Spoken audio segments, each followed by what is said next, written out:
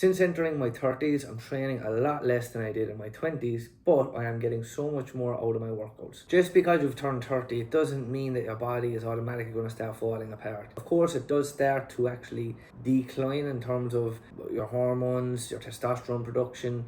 These things do start to decrease very slightly, and the more you're on point with your nutrition and training and sleep and everything, the less you'll notice that change. But those lifestyle factors count so much more when you are into your 30s. You do want to make sure that you are getting your adequate rest, 7 to 8 hours per night. You do want to make sure you're getting enough protein in your macronutrient balance is on point, you're getting enough micronutrients, vitamins and minerals. All of these things matter so much more the older that you get. If you want to have strong bones as well as you're getting into your 40s, 50s and 60s, what you do in your 30s will matter. We should be prioritizing all of our lifestyle factors, and then we can radically slow down the rate of aging. When you enter into your 30s, your recovery will matter so much more because you can get away with a lot in your 20s. Your body will bounce back a lot easier. As you're in your 30s, you have a lot more life stresses, right? You've work to think about, potentially a family, poor sleep potentially, maybe your nutrition isn't on point, and these things actually compound over time. You will get away with more in your 20s, but you have to dial it in more and more in your 30s if you want to get the most out of your training. If you are training for some time as well and you're not new to the gym and you're in your 30s now, it means your muscle will have matured, which technically means you should have got a lot stronger over time as well. So you don't need as much volume in your training. Not only is it taking up more time in the gym, but it's causing more systemic fatigue, which is actually going to impact muscle growth. So muscle mass and strength will actually peak between the ages of 30 and 35. Then after 35, it can start to decline quite slowly, of course, if you are continuing to train. And once you do hit into your 60s and 70s, obviously you'll see a more substantial change. But right now, your focus should be on maintaining and building as much muscle as you can if you are in your 30s. For men, something to take note of is your testosterone. It is the primary driver of muscle building, and it does start to decrease by about 1% per year between the ages of 30 and 40, depending on, again, your lifestyle factors and so on. It's not a massive crash unless all your lifestyle factors are really poor, then it can be a bit more dramatic. But that's not age related, that's going to be down to your lifestyle factors. So if you are suffering with things like low sex drive, poor mood, erectile dysfunction, a lot of the times it can be fixed simply through your lifestyle habits and behaviors. A lot of the things that people blame on aging is actually lifestyle. So they're automatically just starting to become a bit more sedentary. Maybe it's their job that they've moved into a higher position. Maybe it's more of a desk job. Maybe they're just moving that bit less. Maybe the stress of the job, they come home and instead of being active like they would have been, maybe they played sports in their 20s and they quit, and all of a sudden there's a massive gap there where all that extra movement is not happening. So again, it can feel like you're speeding up the rate of aging because you're moving less. Movement is medicine for the body, so the more you can move, the better, the healthier you're going to feel. Also, if your sleep took a hit, maybe because of kids, for example, or again, work, or just poor habits and behaviors, maybe you're just staying up late watching Netflix and so on, it's going to have a massive impact on your rate of aging. So again, these are things that can be fixed. If the nutrition that you're eating is really low quality as well, it's going to massively speed up the rate of aging. The fuel you give your body, you need to make sure it is high in quality. Yes, you hear us all speak about calorie deficits. The quality of the food is important as well if you want to feel good. Technically, you could eat McDonald's every single day and lose weight, but you're not going to feel good. Alcohol is another reason why you might feel like shit and blame it on aging, but if you're having a glass of wine every night with your dinner, it's impacting your sleep. So it has a compounding effect. And if you're drinking every single weekend, of course, you're not going to feel good during the week as it takes a few days to recover. And overall inconsistency across the board with your sleep, nutrition, training, this is all going to factor into how you are feeling. So the problem isn't often age, it's just that people stop doing the things that actually kept them feeling young. Exercise is going to help protect you against age-related declines such as muscle mass, strength and function. In your 30s, this is why training becomes even more important because you need to be thinking long-term for your health. In your 20s, you'll get away with so much more. You feel like you're invincible and you can get away with even overtraining. But the body doesn't bounce back as well in its 30s, so you need to be smarter with how you approach training, and you need to be thinking long term with your health because you want to be feeling good as you go into your 40s, your 50s, your 60s and so on. for as long as possible. So my training has changed quite a lot from when I was in my 20s to my 30s. In your 20s, you just have more time in your hands typically. More time in the gym, you have more time in your week, you can get more sessions in, you can waste more time. You have fewer responsibilities, so you could just waste the whole session just hitting your arms if you wanted. Whereas in your 30s, time is of the essence. You want to make sure you're going in and it's an effective workout rather than just going in there, going through the motions and winging it. In your 30s, you're probably going to have more work stress, more social life commitments, potentially a family. You're just going to have more stress overall and then less time to do your training. So now the goal shouldn't be just to train more often, it's to get the most out of the time that you're able to train. My goals have also changed a lot from when I was in my 20s to my 30s. Back when I started training in my late teens, early 20s, it was all about how I looked. I wasn't really thinking much about performance. I was training probably more like a bodybuilder back then and just trying to improve my body composition. Whereas now, I have a solid foundation built from the years of training, obviously throughout my 20s, but it's about being much more functional for my sport, for jiu-jitsu, martial arts that I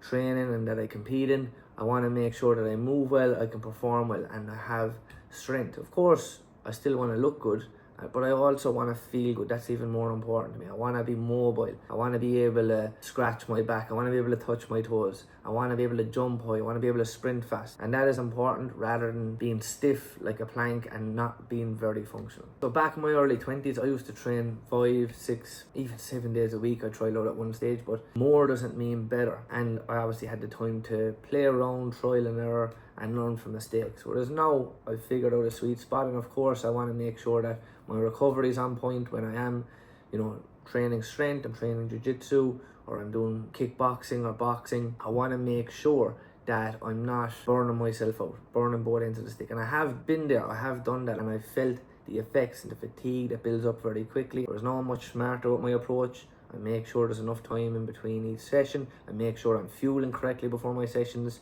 and after my sessions. The nutrition probably does make up 80% of the results, but also the structure to your training is of huge importance, especially if you're dabbling between a sport and lifting. Right now, I am training roughly 3 days of strength to balance out with my jiu-jitsu training of 3 to 4 days per week. If I have the time, if I'm not as busy, I will add in some boxing and kickboxing 2 or 3 times per week. It just depends on my schedule. There is times in the year where I have to dial that back, and I might only be able to get 2 sessions of jiu-jitsu, and I might only be able to get 2 sessions of strength in the week, and that's okay too. I'm no longer beating myself up if I'm not hitting all my sessions, and the sessions are structured in a way that I'm still optimizing to at least maintain what I have. Whereas before, if you're following a bro split and you're doing a push-pull legs and you miss one of those days, you're leaving out a complete muscle group. Whereas now, I'm focusing on full body sessions. So even if I get 1 day, I've still provided stimulus across the full body. 2 days, I've obviously hit nearly every muscle group twice per week already.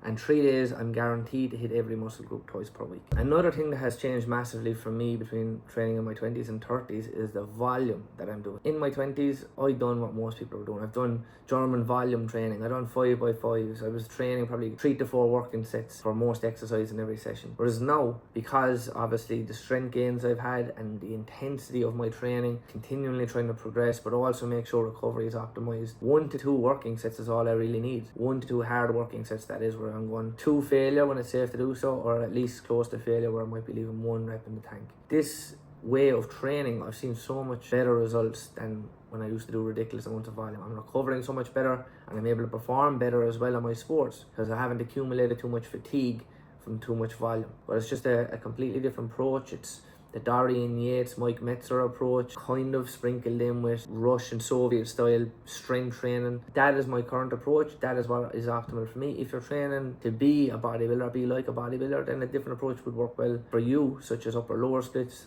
push pull, legs push pull. There's many different ways you can skin a cat. But if you're trying to dabble in different things like sport and strength, you need to make sure they complement each other. So if you think about it like this, the 3 to 4 working sets, I'm not really going to push myself as hard as I can for every single one of those sets. There's a lot more fluff in there, a lot more wasted time in the gym, a lot more fatigue accumulated. Whereas when I switched to the lower volume, there's less fluff. I'm still warming up, so once I'm warm, it's just focused on fully giving it my all for 1 to 2 hard working sets. I have less systemic stress, less accumulated fatigue.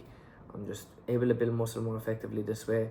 My recovery is so much better. So again, you're saving so much time here. You're doing much less in the gym, it might feel like, but you're getting so much more out of it. So if you are doing fewer sets and you want to follow this approach, it doesn't mean you're just cutting your workout in half. You have to make sure the intensity is there. The intent to do better than you did the previous week. The intent to add a little bit of weight, get an extra rep. You'll often, in your mind, tell yourself that you've enough done before your body's actually ready to give out. Don't listen to that voice in your mind that says, this is enough. Maybe if you were doing the 3 to 4 working sets with the more volume, you can get away with listening to that voice a bit more and doing a little bit less when it comes to intensity.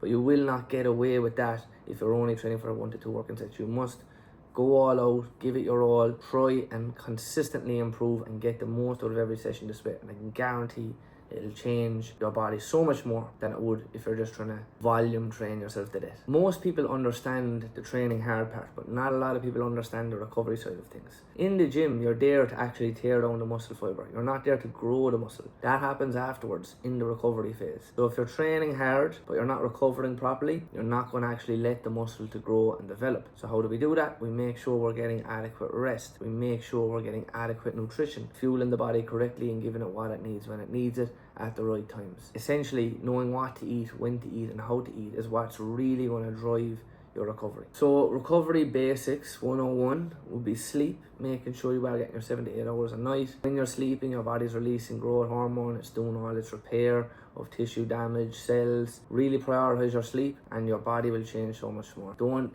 underestimate the power of sleep. I used to do it myself, and again, when I began to prioritize my sleep a bit more, my results improved so much more as well. The second thing to prioritize would be your protein. You should be aiming to get at least 1 gram per pound of body weight or 2 grams per kg of body weight, whichever way is easier for you to measure. You're going to give yourself a much better chance of improving your body composition and building muscle more effectively. The third thing to look at would be getting in enough food. So we all speak about a calorie deficit when it comes to fat loss, but when it comes to muscle building, you do want to be at least at maintenance or in a slight caloric surplus. You don't need to go above and beyond and do these dirty bulks. Actually, that can hamper your muscle growth because over time, you just end up accumulating more body fat, and then you have to go through a longer fat loss phase, and then you end up losing the muscle that you built anyway. Whereas if you can stay as lean as you can and build muscle in a slight surplus, you're going to build muscle more effectively because your body will always build muscle more effectively from a leaner position. Number 4 is hydration. So the human body is made up on average of around 60% water. There's so many reasons why it's important, especially in the recovery process, from lubricating joints